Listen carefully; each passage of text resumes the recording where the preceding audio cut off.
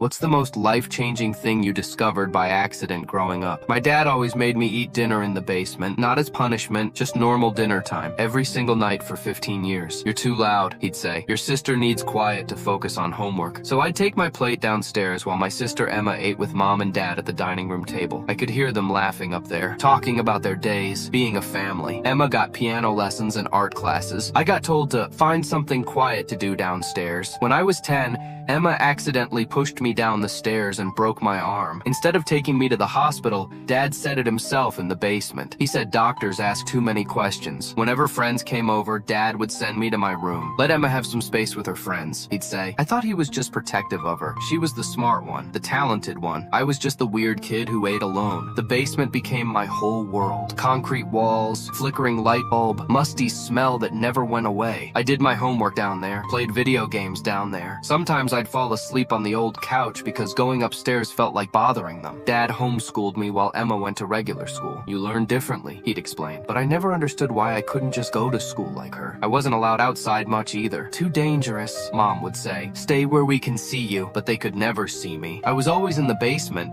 Other kids my age were playing sports, going to movies, hanging out at the mall. I spent weekends reorganizing the storage boxes and reading old magazines I found down there. The only TV was a tiny one with fuzzy reception that only got 3 channels. Dad came home covered in blood one night. He burned his clothes in the backyard and told me if anyone ever asked, he was home all evening watching TV with us. Last month, our new neighbor, Mrs. Patterson, came over for coffee, always waving when she saw Dad in the yard, always asking about our family. I was doing homework in the kitchen when she started talking to Mom. You know, I have a son about the same age, she said casually. Maybe the boys could be friends. Mom got really tense. Her coffee cup started shaking in her hands. Oh, our son is very shy, homeschooled, doesn't really socialize much. Mrs. Patterson smiled sweetly, but something in her eyes changed. That's perfectly fine. What's his name? I'd love to meet him sometime. The room went dead silent. Mom's hands started trembling. Dad shifted uncomfortably in his chair,